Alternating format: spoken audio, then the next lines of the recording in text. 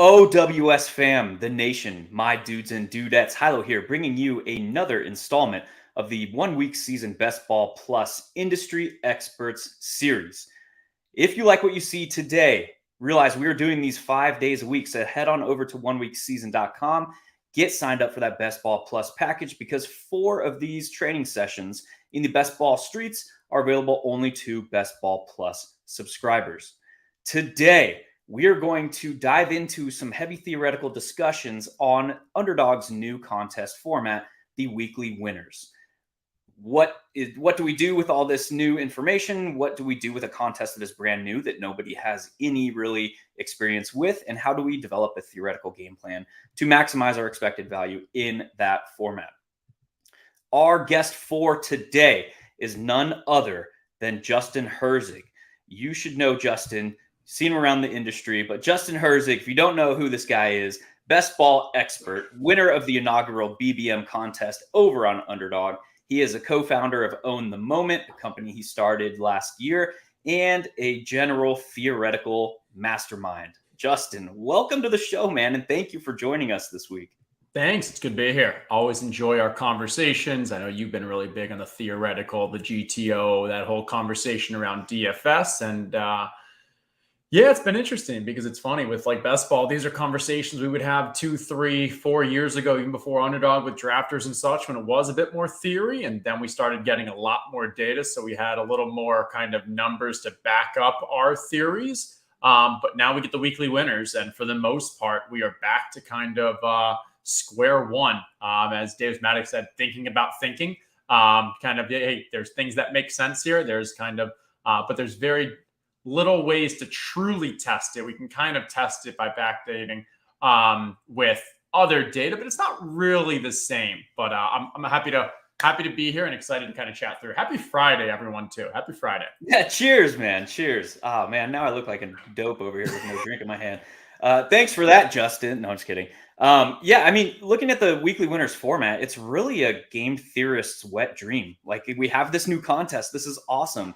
It has elements of DFS and it has elements of best ball, but you really can't port them over any like methodologies over directly from either of those formats. So super, super interesting contest. I love that Underdog is kind of pushing the envelope, giving us some new games to go and figure out and basically theorize to place ourselves in the best position to realize some EV, because that is what it's all about, baby. Make that money.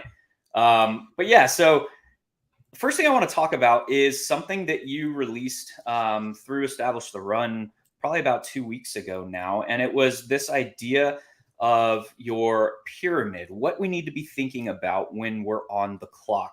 So I want you to, I know you've gone into this before, but I want you just real elevator pitch me on kind of this, the importance and the tiered approach to kind of what we're thinking about when we're on the clock here. Yeah, so this stems from a conversation that really, it was me, Levitan, Leone, maybe 1 or 2 others in the ETR Slack were having around week 17 correlation. Because I've always been pretty strong on like, hey, week 17's correlation is important.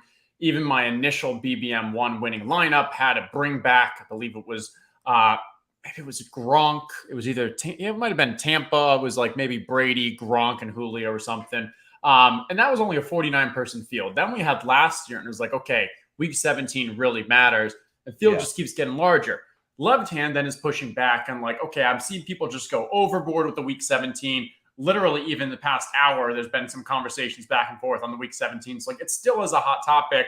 This was then like hey, let me take this a step forward and be like, I believe week 17 matters, but maybe I can add some level of context around all of this. And yes, it's a pyramid. I actually jokingly add a little wooden stump at the bottom. It really does look more like a Christmas tree with the way that the data viz people at ETR helped out. But the idea being of, all right, week 17 does matter, but there's all these other factors that I should be kind of considering when I'm on the clock. And thinking it like the children, that food pyramid where at the very bottom, you're supposed to have the most of and you go your way up. But like roster construction, all right, this is the first and foremost. Like, obviously, you shouldn't include a week 17 bring back if it means you're drafting a 4th or a 5th QB. Like, basic, simple stuff around that from a roster construction. I think stacking is far more important within your own game, within your own team, because that Mhm. stacking has correlation across the entire season and week 15 and week 16. Well, week 17, and it actually is more correlating your own stacks, your own QB wide receiver than a bring back in even week 17. So like that should be even more highly prioritized. We include ADP, player takes, positional capital, and then we got to that week 17. So won't go too much more, but yeah, it's a, hey, all these things matter. There's an article that kind of breaks down what I should be thinking about within each bucket. And then there is that week 17 that is like, okay, I'm not giving up value. I'm not giving up kind of optimal strategy with these other components. That's when I should then lean into, okay, this bring back or this stack aspect with the week 17. Yeah, the biggest thing I like about this is exactly what you said and what you alluded to is all of this matters. It all matters in varying degrees, right? You have your roster construction bros, you have your stacking bros, you've got your week 17 bros, your closing line value versus ADP bros, your I know better than you bros with player takes. The realization that all of this matters should be the defining factor of why this is important. Like all of this stuff matters. We don't know, honestly, like we can tier it. And I think I agree with the way that you structured this. We can tier it in any way that we want, or we can place more emphasis on one of these tiers. I talked about the bros earlier. Like we can do that, but the truth is we don't really know. We don't know. We don't have a enough data to back test. We know all these things are important, but we don't know. And so I like the fact that you place these in tiers to give us an idea of like, hey, we need to be thinking about all of these things. And I would 100% agree. Probably those 3 tiers on the bottom are like what we need to be focused on the most. But like the rest of it is like, we don't really know at this point. But I love the fact that we're giving a visual, a very easy to understand thing here, to be able to basically just pass along that, hey, these are the things we need to be thinking about when we're on the clock. And we can port that further as far as portfolio management goes. How are you managing your ownership levels? All that stuff kind of stems from this idea that you've laid out. So Now, here's what's funny. You started this off with that you like that I made it clear that all of these things matter. mhm. They don't in weekly winners. Yes, which is sick segue, bro. Yes, dude. So what does matter in weekly winners? Or What's funny is that the most important, the baseline, the guardrail for roster construction with BBM and traditional style is completely thrown out the window. gone. And all of the data, all like Leone put out the amazing best ball manifesto. The team behind it went through all that amazing data, but that data is indicative of the importance of how you win those tournaments, which advance rate is so important.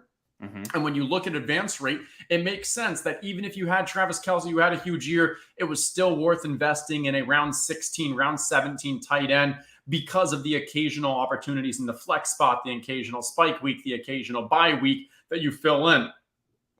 That doesn't matter in this weekly winners because we don't care. Getting an 8 might be enough to help you advance when you're Kelsey's bye week. But getting an 8 in Kelsey's bye week in the weekly winners pretty much means absolutely nothing. It's the same thing as a 0. Because if you finish in the top 97 percentile of these weekly winners, you make the exact same thing as if you finish dead last with a completely 0 lineup. And so that's where roster construction, I mean, you could say roster construction matters because at the end of the day, 1-1-1-15 is still a roster construction. But like the normal way we think about it, those guardrails we must within those areas is completely thrown out. 2 things there. Interesting points that you brought up. Let's talk about expected value real quick from this weekly winners contest. And as you mentioned, top 2.38 or whatever it is percent off the top of my head of entries are cashing on a given week. And that is bringing back what 15 per, or what is it? 10 per 15? $10 in your $15 entry. And if you assume random chance, around a little more than 40% of people will have at least 1 min cash. Yeah. So again, while it looks on paper to be this very flat contest, DFS Bro has been pushing back for years about, hey, let's make these contests, these payouts a little bit flatter. Best Ball Bros love the top heavy contest, but we still have been pushing back a little bit about getting flatter contests. We want longevity. We want to be able to get volume to realize expected value. And what is expected value? Expected value assumes that we could play a slate or a season or whatever contest we're entering basically on an infinite timeline. That is expected value. That is a function of expected value. The problem is in best ball, we have a sample size of 1. That's our season. It's 1. In weekly winners, we get a little bit of leeway there that at least we get a sample size of 17. We got 17 weeks. But backing that up, it is still extremely important to finish at the top of this contest to realize expected value. So walk me through how that changes your mindset and breaking down like what is my expected value, and then how do I maximize a game plan to realize some of that? Yeah. So first, let's clarify, like, this is the flattest GPP we have ever seen in the DFS world. Obviously 50-50s and silly stuff like that. Like, I'm not counting, like, legit GPPs. First place is $20,000 on a weekly basis. I don't think anyone actually makes more than $50,000 on an individual lineup in this contest. For you to do that, you'd have to run crazy hot, basically winning multiple weeks. And even then, like, it'd still be really difficult. So if you got $50,000, prize pool is 3.5 million. I think that's like 1.4% or something. So like, we're used to like 10% up top, 20% up top. Yeah. 1.4% is the most that anyone is going to win. And honestly, probably like no one gets more than 1% of their, maybe some people get like the 1%. So it's extremely flat. Now, we should be still trying to get for that 20K. And though, think of it less as I'm paying $15 to get 20K. And really, it's like you're paying $1 each week because you are getting those 17 chances at it. So it's really like this is a $1 GPP that you're playing every week. From there, that's now when the strategy aspects come in, is what do I want to optimize for? As I said, there's a lot of thinking going on here. There's a lot of like, oh, I want to go with this. And it's all happening because no one can, confidently, or, unless you're going to go out there and show like that, you're wrong. And so because of that, it allows for this creative thing, which I think is awesome. I believe that some of the thinking is correct and some of the thinking is probably incorrect. And like one of those incorrect ones that I feel a decent level of confidence on is you should not be building for one individual week and only that week.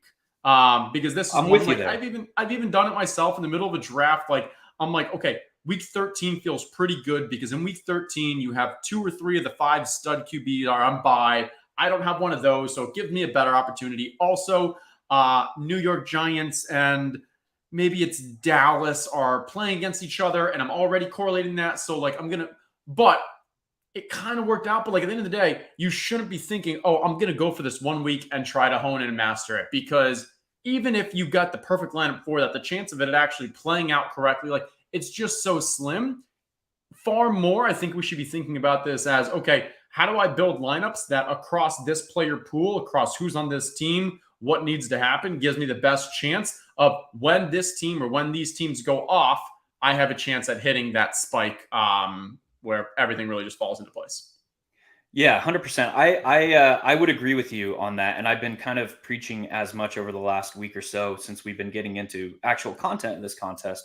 I think the furthest I will go personally, if trying to price in some sort of correlation, is divisional stacks, targeting divisions, because now you are effectively getting more exposure to the potential for correlation. How do you feel about that? I think we talked about week 17, and week 17, it matters at the end of all the other stuff, but it still matters. I would put the divisional stuff even further down the line. Yes, it still can help you. It can still provide a small edge.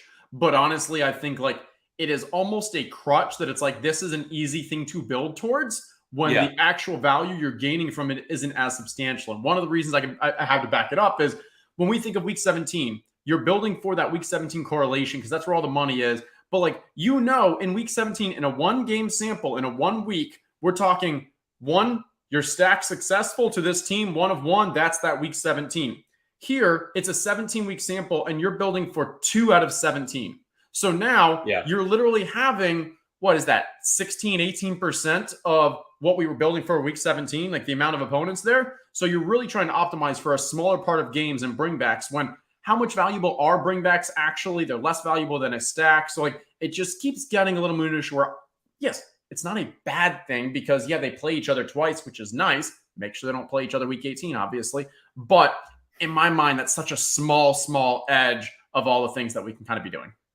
I'm with you. I think one of the this kind of will transition us into the discussion about roster construction because I've seen the extremes. Basically, there's going to be a large portion of the field that are drafting these contests through similar roster construction theories as they would be the BBM or some of these other best ball contests. And I've seen a lot of chatter about the onesies at the onesies position, which is hilarious to me coming full circle because I theorized last season, we talked about this, and I would back that up this season by saying, I think theoretical optimal, we have to realize what I'm saying when I say that. Theoretical optimal is, again, if we could simulate this contest out on an infinite timeline. Theoretical optimal roster construction in the BBM is probably a one quarterback, one tight end build. Now, obviously, that would mean a lot is going right, but if we had infinite iterations of the season, that would probably return the highest win rate. Porting that over to weekly winners, I think it's even more clear that theoretical optimal is probably somewhere in the one quarterback, one tight end, 3 to 4 running back, and then the rest wide receivers range. With the caveat that it is very easy to say that must mean I must take high end running backs when that is not factually accurate, I think, or I guess theoretically accurate. We'll say it that way. This is not fact. We are theorizing here. Can you talk me through the argument on that? Because I'm not sure I completely agree. But I'm curious, like, what's the logic or the thought process behind that? Yeah, it has ignore the onesies. I can get behind that, but specifically the running back wide receiver split. The running back wide receiver split. So thinking about what it's going to take, we'll start from like an end and work our way backwards. So I think that's a good way to visualize how to theorize about this contest, really. If you think about what it's going to take to win a week in this contest, you're highly likely, or you will need the top overall scorer on that week, no matter where that player comes from, skill position player wise. So negating quarterbacks. You're also likely, and I would say probably somewhere in the 80 to 85% range, going to need the top producing quarterback and the top producing tight end on a given week. That's our starting point of the assumptions, obviously. And in order to make theory, which is basically just a hypothesis, we have to have a starting point of assumptions. That is assumptions of the field, our observations, the assumptions of what is theoretically optimal. So that's basically our starting point, right? So if we start from there, now we have to look at the whole discussion on running back spike weeks versus wide receiver spike weeks, which has been proven now over the past 6 months or so that it is relatively flat no matter kind of where we're working. And there is a tipping point as we start getting to the back end of the draft in ADP, because the contingency value of running backs is higher than typically and historically the wide receivers in that range. So if that's the case, and if running backs and wide receivers are going to contribute to my flex position, which is kind of what this whole discussion is revolving around, there is an interesting case of where I'm drafting each of those positions versus how, I guess the clearest way to visualize it is replace or value over replacement. So like startable weeks, however you want to define that idea of like spike weeks versus how often are they going to be in, and this is like from best ball. I'm starting there. Sorry. Because usable weeks doesn't mean shit in this contest format. So yeah, there, as on the same or on the other side of that coin, it has also been proven that it is going to be a higher volume of wide receivers early that bring that usable week profile plus the spike week potential. So the running back cliff is going to drop off steeper. We're always going to have the outliers, the Josh Jacobs, the guys who come in and are the league winner archetype, right? But the volume of wide receivers who have the archetype to provide stable production plus the spike week potential is greater than at the running back position. So we don't care about stable production. Exactly. So you asked for best ball for BBM season long stuff. That was my starting point. Go on. Specifically weekly winners. Yep. Yeah. Specifically weekly winners. If we assume that running backs carry higher contingency value, I think the initial reaction to that is I want more running backs on a roster. But if we also assume that the wide receivers in the first 3 rounds, we'll say, will carry a higher hit rate of spike week potential, which again is factually been proven, I would say that it removes for me, and this is a theoretical assumption that is 100% over to debate, but for me, it theoretically removes like the top 4, 5, 6, maybe even running backs from my entire player pool. Because what we need to win this contest, we need the top overall points producer, which from a data and a percentage-wise solution is going to be a wide receiver. That almost eliminates the early running backs from I'm trying to have that magical bullet in 1 week to have those stars align perspective. Now, if we continue that discussion down the road, if I'm taking wide receivers over those running backs early at a high frequency, we have to also consider how quarterbacks are factoring into this discussion based off of the current ADP landscape. Because if we look at last season's data, 12 of the 17 overall ones at the quarterback position came from the top 5 quarterbacks in ADP that are being drafted now. So if I have to get wide receivers early, if I have to get quarterbacks early, what does that leave me as far as what I'm saying is going to happen on my optimal week, which is everything comes together right? It's probably that I'm going to need a pair of running backs that are finishing in the top 5 at the position. And so there is merit to throwing more volume at that assumption. But I'm under the impression that the hit rate is probably bigger if we sprinkle through 3 and 4 running back rosters under those assumptions, under those conditions. And this is a long drawn out discussion of like how we get there. But that was my thinking, is if we are basically optimal is to target wide receivers and quarterbacks early in this format. And then we haven't even talked about tight ends, where 6 out of the 17 optimal tight ends last season were paired with their quarterback. That's an interesting data point and starting point for the assumptions in that discussion as well. But you thinking about all these things that have to go right, what is my clearest path? Is to capture 2 running backs that finish in the top 5. So now we're at the point, I think, of contention between you and I, and why you asked that question is why only 3 or 4 running backs. And now we're talking that discussion of like, where is the drop off, or where do running backs become more a higher contributor at a higher rate or more valuable to our rosters? And in the current ADP landscape, that's maybe around 16, 17, maybe it's all the way into the undrafted range. And if we had more roster spots, I think that balance would shift a lot heavier.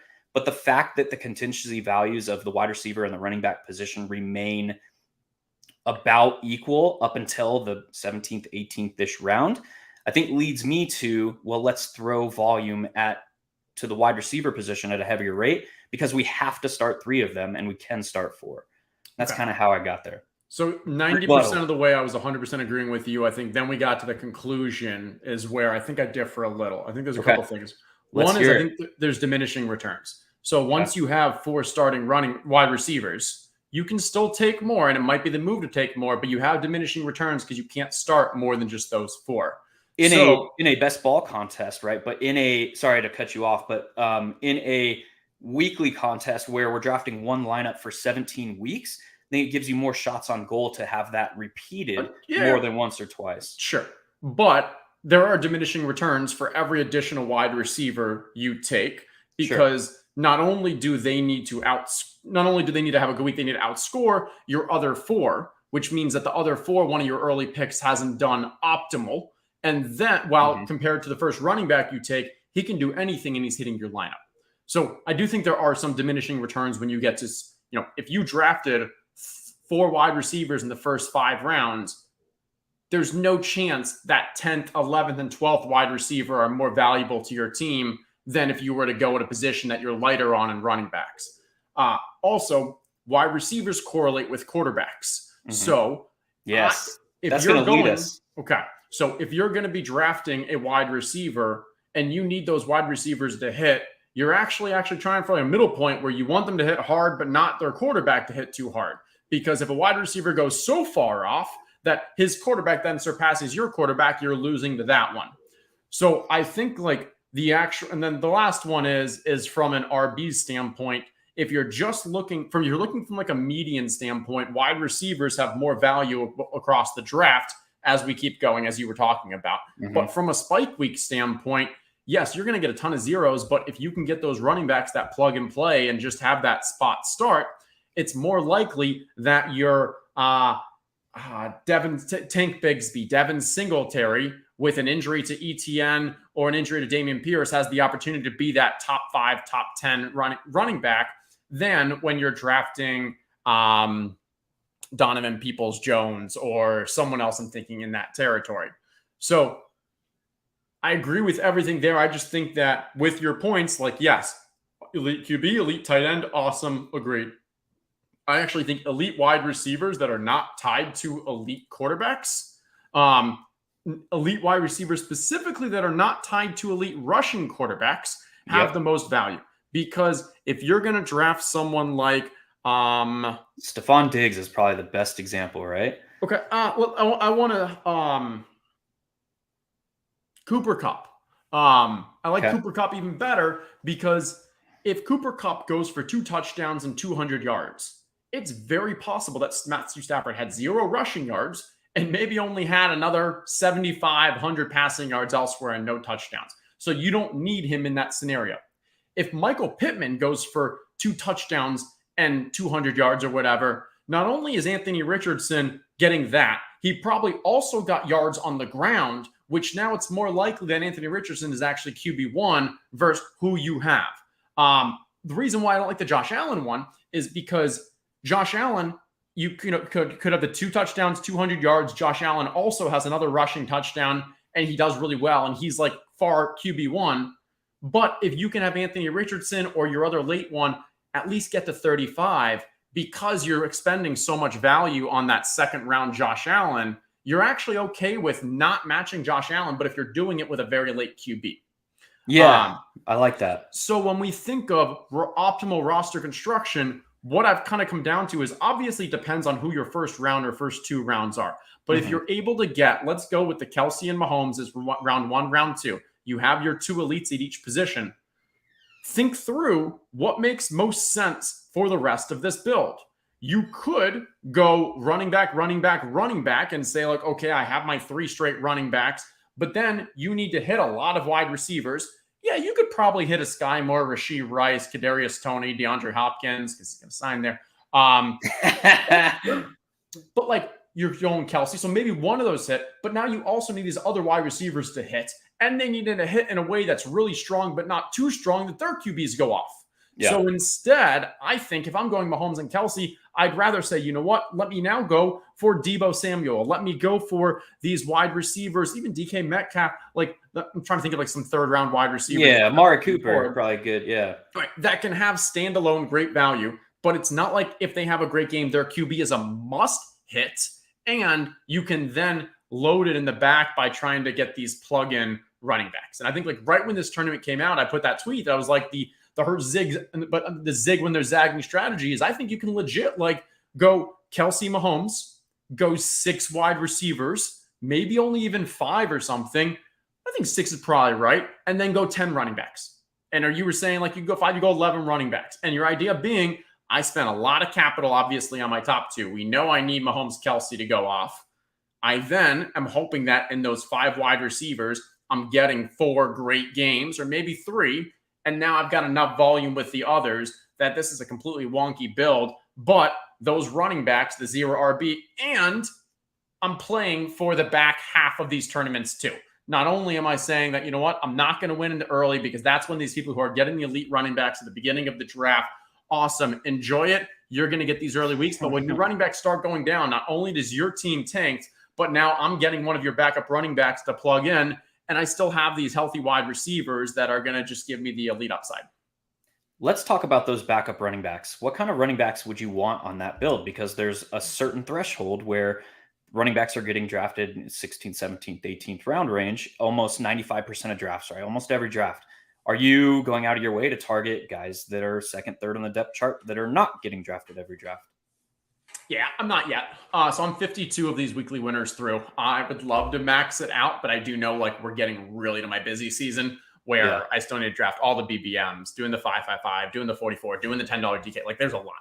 But my thought process is, and this has been for all of the really underdog, all the DK best ball drafts. I'm not trying to go for the unique players that aren't being drafted right now, because let's use Josh Kelly as an example. If you draft Josh Kelly right now, you're doing it because you believe he's going to be the number 2 behind Austin Eckler, and he's not being drafted, so you're getting a unique player. Okay. Over the next month, a couple things could happen. Your belief could be proven to be correct, which you're happy about. You made a bet on that. But how's it become correct? Maybe he has a big preseason game. Maybe they announce him as the number 2. Maybe someone touts him, whatever. He now moves up and he's being drafted in the 18th, the 17th, the 16th. You didn't gain anything by taking that risk on him early on, and you lost your uniqueness. Or you can wait until later on in the season, and now when the drafts are, we're talking mid-August, I know who's actually not been drafted. I know who is going to be unique. You can still make the bet and still have the same level of risk and upside, but now you at least have the confidence that, okay, this will be a unique player if it plays out. Weekly winners, it's very important to get those uniqueness that you're talking about, but I'm waiting for the pure unique ones to be more kind of in the later end. I will say wide receivers, you're not going to have many wide receivers that are going to rapidly go from not being drafted to going, because you just don't get many articles or, talking points that are, oh, this person's running in the 3s, or, oh, this it is what it is. Running backs are far more likely. So if you want to get unique, do it now with your stacks and your late wide receivers. I'll hold off and do it more with the running backs when we get closer to the season. All I heard was dynamic draft strategy, baby. We've been preaching that ad nauseum, because ADP is going to change. It's not static. Information is going to change. It's not static. And we have this variable of time and where all that stuff can play out. So everything that we want to be doing in these contests is this sliding scale. And so I love that you brought that up. I dig that discussion, dude. Let's move over quickly and talk about the field size, because that's going to be one of our primary inputs to our decision-making process as well. So we know that we have 261,000 entries, total entries in the weekly winners contest. If we start to introduce some of those assumptions that I spoke to earlier about what it's going to take to win one of these weeks, the field size becomes an effective field size that shrinks a good deal.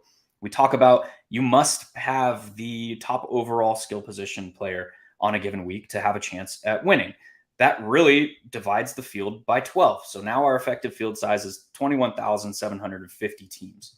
If we then add in like the assumption that we're probably going to need at a significant rate the top overall performing quarterback and the top overall tight end. This isn't perfect because not all the quarterbacks being drafted, yada, yada, down the line.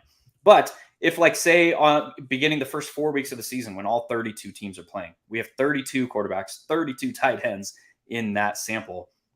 Now you're talking about you need the top overall one. And again, this is not perfect math, but assuming that we need the top overall quarterback and the top overall tight end, our effective field size now becomes like 2,124 players.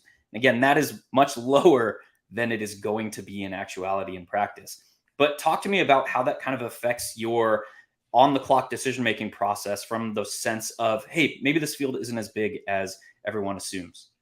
Yeah, so I mean, I've heard this thought process before.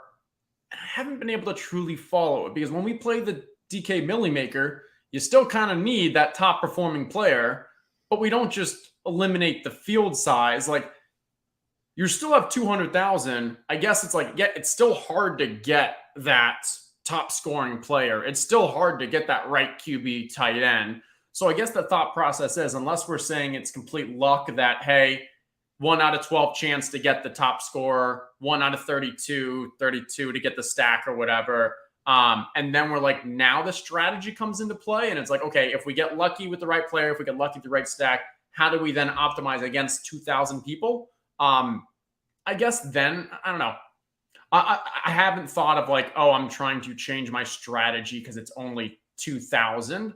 I think and maybe it's just like skipping that step, but I think it's more of just, hey, what I did is I built out, like, I have every single quarterback on a spreadsheet, and when I'm drafting this quarterback, here's what I want my teams to look like. And so the easiest is the early QB stacks and the Lamar Andrews. There's the Mahomes, Kelsey. Like, those feel so good. Hurts with either wide receiver and a late Goddard or something. Yeah. But for each different structure, I then say, is this one that I want to be focused on elite running backs? Is this one that I want to be focused on elite wide receivers? Is this one where I want to go with second tight end? Because maybe I still want the Jalen Hurts spike weeks, but even if Goddard has a bad week, I don't want to be kicked out just because of that.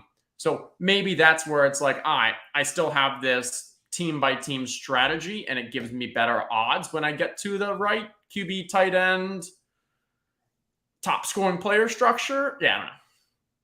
Yeah, for me, it kind of originated from that, like, starting from an endpoint and working backwards, and then the assumption that we should be drafting as if we are right.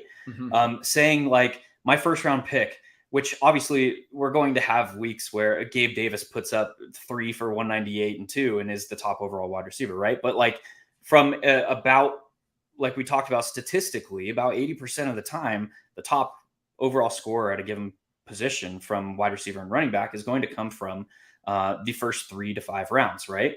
So if I'm drafting in those first 3 to 5 rounds with the assumption that the player I select right now is going to be the top overall scoring player a given week, it doesn't matter because we're playing this over 17 times back to back, then how do I optimize on that week? And it is not, in my mind, agreeance with you. It is not, I need to say right now, 30 weeks in advance, what that week is going to be and stack for that week. It is, how do I theoretically think about this roster now with the assumption that he's going to provide, say, Tyreek Hill, for example, that Tyreek Hill is going to provide me 1 or 2 weeks where he is the top overall scoring skill position player on the slate. So backing that out again from the endpoint to now, we have this assumption that he's going to do that for 2 weeks. How do I optimize this roster that I'm drafting right now to take advantage of those 2 weeks? That was kind of like my process of how I got there. Any thoughts or rebuttals on that? Yeah, no, I think that makes complete sense. I think so one thing is, I want to make sure that in those first 3-5 rounds, not all players are created equal. I think you can make if you're thinking through, Breece Hall and Keenan Allen have an ADP right next to each other. I think there is a substantially higher chance that Breece Hall is that player you need than a 100%. Keenan Allen. Najee Harris is right behind there. I think there's a lot of players that, like, I don't think Najee Harris will have the play you need the entire season if you ran it out 10 seasons. So, like, once you adapt that, okay, there is some influence I can have in who has a better chance of hitting those spikes, then the drafting is, if I'm right, I completely agree and I'm aligned. And I think that's where, like, with the QBs aspect, I kind of just consider the QB as the anchor, not because, like, oh, I have to only have one of them, but it's the one that has the highest degrees of correlation with the rest of my lineup, whether it's correlation with my wide receivers, my tight end, or it's with the bring back, or just the rest of the lineup. So that's where I always think through, like, all right, if I drafted,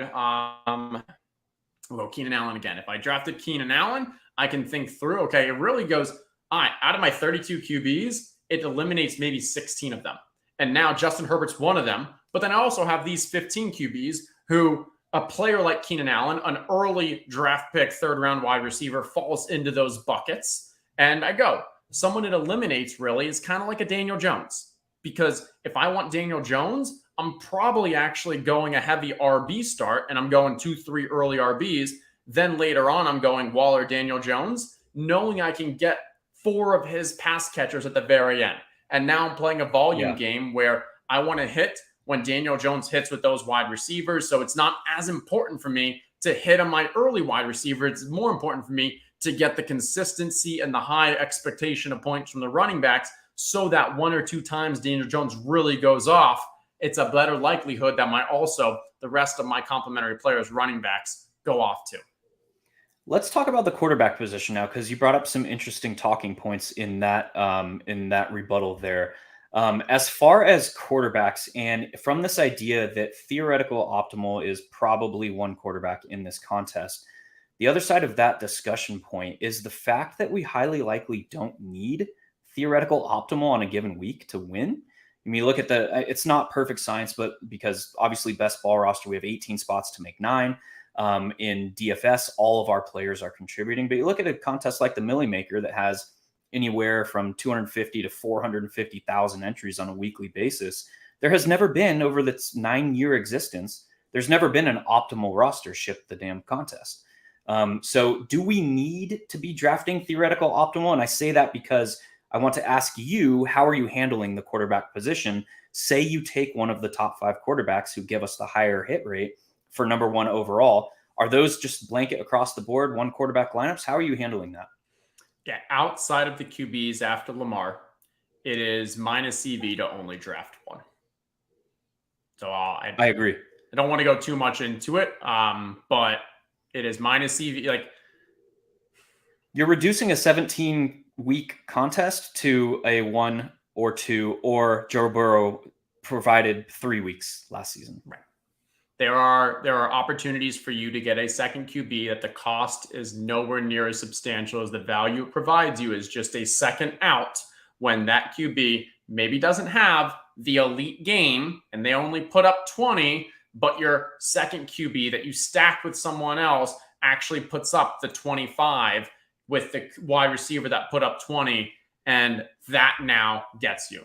I see. What about Fields? I did not include Fields. Fields is someone that I want a second QB with. I love Fields in this format. I love Anthony Richardson in this format. But EV, it's better to get a second QB with those guys. I 100% agree.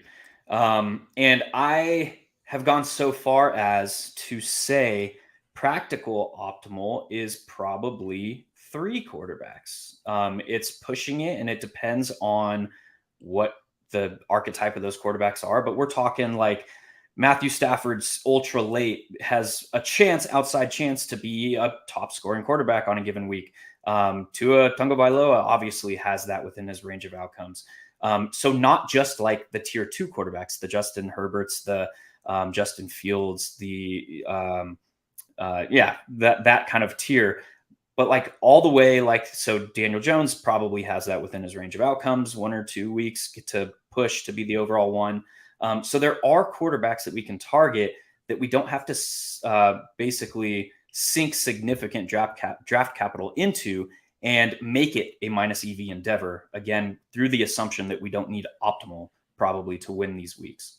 Right. And I honestly don't think you need the top scoring QB to win the weeks.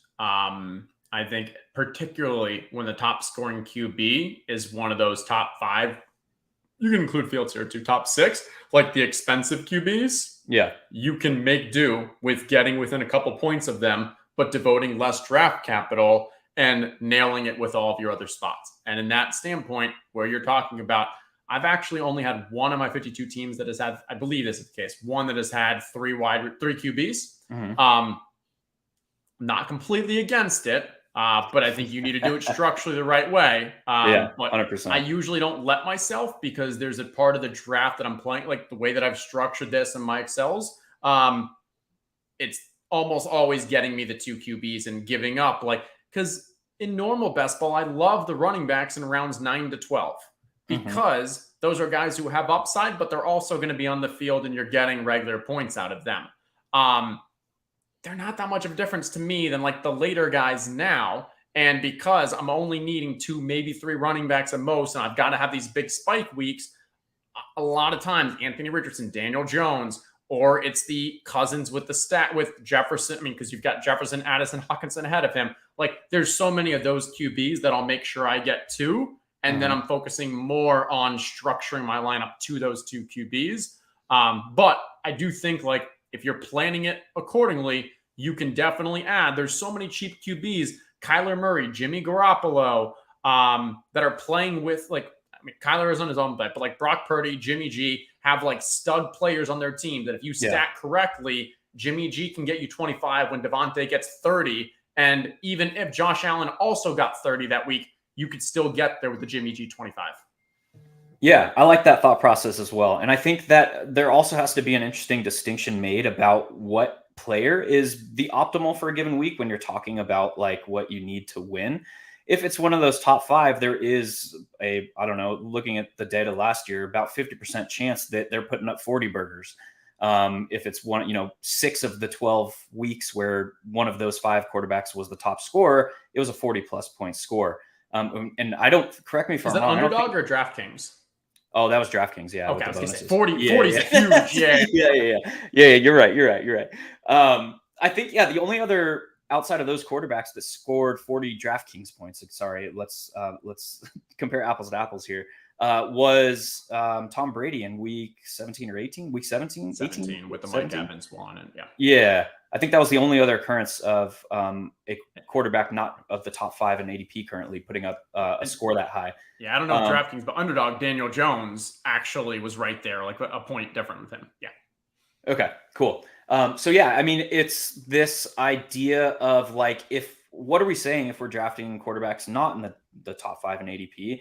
It's probably like you're going to need them to be optimal top scorer on the week, not a score that's out of reach at a high frequency, right? So like what is the difference between 30 and 26 as per your example at that point? Interesting distinction. Have you thought any about that, about like, what does it mean for the quarterback I'm taking and when I'm taking him? Yep. And what kind of structure they are. I think like Mad Sox asking Fields or Herbert close enough. If I have Fields, I'm almost always grabbing a second QB because there's not enough correlation in other pieces of that lineup that are going to, when Fields is successful, that I'll know with confidence that those other players are successful. Yes, Cole Kmet had his best games when Justin Fields did. But Justin Fields can also have a huge game, 30, 35 Underdog scoring, and literally no one on his team also has a huge game because he had 2 rushing touchdowns, 3 rushing touchdowns, whatever. So in those scenarios, like I'm not just going to, stick with, but argument, Justin Herbert on the other side, when Justin Herbert has huge games, I know that I want to invest heavily in Keenan Allen, Mike Williams, Quentin Johnston, Gerald Everett. And because so much of my team is now dependent upon the Justin Herbert, I'm okay with just going Justin Herbert. Because if I'm then going to say, you know what, I'm also going to try to grab Daniel Jones later on. Okay, well, now I need to go grab 3 Darren Waller and 2-3 pass catchers or something. And when we know Justin Herbert didn't do well, that means those other pieces also didn't do well. Too much of my lineup's already failing. So that's why, I go Fields. I try to get DJ Moore. I try to get Cole Kmet. I'm probably not going for, stretching it or going for needing more than one of them. And I'm willing to say, but you know what? I also want to have in weeks that my other players go off this opportunity for Daniel Jones to hit this nut outcome and my other running backs that I drafted early on with Fields have their big weeks. What about the number of pairing partners in a stack? In general best ball, I had a hard rule. I don't want any more than 2 pass catchers on a team paired with my quarterback. Does that completely go out the window for you in weekly winners? You willing to take, on a Daniel Jones stack, you willing to take 3 or 4 of those late guys? All right. Okay. So I was reading Chip Skylark's comment about permutations. You said permutations, and I think you might have asked me something different, so I may have gotten lost. Okay. Here's the comment. Okay. Because this is a good question. And trying to think who did the analysis. It may have been sacrilegious with doing something for Spike Week. But there was some analysis out there about how many permutations you can have versus off different QBs and such. I think the math was a little off when he first did it, but the point overall still stood. But the idea here in my mind is, yes, from a raw permutations, you are decreasing yours by grabbing that second QB. But from the permutations that you do have and the value opportunity you're gaining from those second QBs, and this is where I don't want to go crazily into it, but I ran a lot of the numbers here, and like, you want the second QB. The most pure kind of example I can give is Leone in his manifesto talked about the importance of advance rate and how important advance rate was in your overall ROI because you needed teams to really get there. Yeah. When you are having only one bullet in the chamber with your quarterback, you literally are dependent upon just that bullet.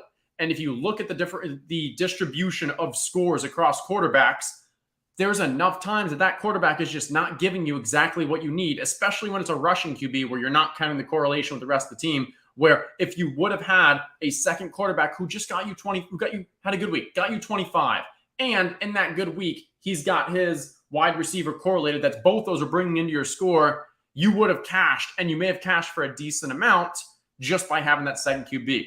And when we're comparing, what are you giving up? Well, you're giving up someone who might be I don't know, maybe it's Zach Charbonnet if you're going for an Anthony Richardson, or you're giving up a Raheem Mostert if you're going for a Bryce Young or a Kyler Murray or something. Like, those second QBs give you more overall value to your lineup. You have more chances for all those stars to align, basically, if you do that throughout an entire portfolio. Is that accurate? Yes. Yeah. And I mean, like, a lot of people are like, well, but why would you drop the second quarterback when you can only start one? You can only start 3 running backs, but you're still drafting a 4th, a 5th, a 6th, a 7th, maybe. Like, when your team is so correlated with one QB, understood, or you draft so highly a quarterback and they have such high mean upside, yes, one quarterback is fine. And that's where, like, if you did draft Trevor Lawrence, who I said that's outside of where I was saying, but you have him with Calvin Ridley and Christian Kirk and maybe later on Zay Jones, like, yeah, one QB is fine because when he's not having a huge week, that lineup's done anyways. But if you're drafting Justin Fields, where he can win you the week without those stack partners, it makes sense to also grab that second quarterback and stack him and give yourself more pieces at the pie or whatever it is. This whole discussion, I have a feeling you have a fairly significant ownership levels of Anthony Richardson. Is that accurate? He is my second highest on. I was actually looking at this right before. Yeah. Anthony Richardson, 27%, Daniel Jones, 29%. Talk to me about it. What was your thoughts there? Yeah, and so I was on a stream earlier this week, and someone asked me just like, hey, what is my most hot take of the season? And I literally couldn't think of anything, and then it hit me, and I was like, I think Anthony Richardson will end up in the most winning lineups for weekly winners of any QB. And I think that's because the cost that he is the cost, his minimal cost combined with the upside that he brings is just phenomenal. And he's being drafted in the same format, in the same place that he's being drafted in Best Ball Mania. Because in Best Ball Mania, if he gives you zeros, if he's really bad a lot of weeks, that really hurts you. And so it makes sense why he's being drafted. I actually pushed Leone this morning to move Anthony Richardson up a little because we're like a round behind him at ATR. And he's like, I can't do it. Like, yeah, it's just there's just too many times where he's just not good and the offense is really bad. And even Justin Fields sucked for the first, 4-6 weeks, whatever. 6 weeks, yeah. Yeah. And I was like, yep, I get it. But in this format, I don't care about those weeks that he sucks. It doesn't really hurt my team that much. Again, Anthony Richardson, I probably have 2 QBs in that team. And I'm building for those weeks that he does have that spike. And I think Daniel Jones, another very easy example. Daniel Jones is the fantastic quarterback when I go elite running backs early on, knowing that I'm pairing him with a Darren Waller and I missed out on elite tight end, or I'm getting those wide receivers later on that are correlating and just hoping that, if you tell me that there's a week that Daniel Jones throws 5 touchdowns and Jalen Hyatt gets 2 and Darren Waller gets 2 or something, like, the rest of your lineup, you've now used your 8th rounder, your 9th rounder, and your 17th rounder. And you probably have the top scoring tight end, QB, and maybe wide receiver. And now you can devote all your other 1st to 7th rounders on elite running backs and elite wide receivers. Like, that's going to be a really good team. Is it going to happen often? I don't know, but I'm at least planning for when Daniel Jones does go off in that scenario. I've got it, and the rest of my team is just nuts. That's a very interesting point too, and something we need to be thinking about is we've seen the field, and this is generally speaking towards field tendencies. We've seen the field make the adjustment to this format for the most part for the elite quarterbacks and the elite tight ends. We've seen them pushed up the board in weekly winners format, but I 100% agree with you. Anthony Richardson's about 40% owned for me currently. And the reason for that is he hasn't been. He hasn't been pushed up, and he gives you immense upside from that late draft pick. So I love that shout. Any closing thoughts or discussions on the quarterback position? No, I think that sounds good. I was just looking for what you were saying. So Anthony Richardson ADP is 97.5. I think in BBM it's like 102. Daniel Jones is 113 in weekly winners, and it's probably right about the same thing as BBM. But yeah, there's the ADP aspects are interesting because we definitely saw substantial movement at the top of the draft, but not nearly much with the rest. Yeah, 100%. Dude, that was an awesome discussion. There was a lot of theoretical components about this brand new contest that we talked about. If you have any questions, feel free, hit Justin Herzig, throw your handle out there on Twitter. It's on the screen at Justin Herzig. Yep. If you have any questions, hit me up at Hilow FF. Justin, why don't you take us out? Let us know, for those maddening people who don't know who you are, tell us where they can find you, your work, your thoughts. Talk to a little bit about Own the Moment. Floor is yours, man. Yeah, no, appreciate it. I'd say honestly, just follow me on Twitter, and that's where you can get most information. I'm doing best ball streams twice a week, free to watch on the Established the Run YouTube channel. Occasionally mixing up. I just did a 555 DraftKings stream about 2 hours ago as well. And then yeah, so just keep an eye on Twitter. That's where all the latest things are happening, and we've got a lot of fun football stuff planned as well. So enjoyed this conversation, Hilow. Mark, thank you very much. Always great chatting with you. Really love like just going back and forth on ideas and such. And I always learn and kind of gets me thinking about some new ideas too that I'll probably bring into my draft. So appreciate it. Yeah, likewise, man. That was great. And for all the best ball fam, this is live, but as always, you can find the rest of the recordings over at the Best Ball Plus podcast feed. If you are not a 1 Week Season Best Ball Plus member, head on over to oneweekseason.com, sign up for Best Ball Plus at now a reduced price, and get these heavy theoretical discussions 5 times a week right to your podcast host of choice. Justin, again, oh yeah. I got one thing. You got to tell me about this draft board I've been looking at, because Justin Fields going 2.11. We've got Jonathan Taylor at 13. What's this background board? It's definitely this year. I see Bijan going 12. Oh, that was super, super early, I think. Because, yeah, we had the quarterback slide, and then, honestly, I don't know. That's interesting. Jalen Hurts and Devonta Smith. We got a little stack here from, looks like the 8 spot. Honestly, funny. I have no idea. All right, y'all. That was a blast. Justin, thank you again for joining us. We will see you in the draft lobbies, and we'll see you at the top of the leaderboards. Peace.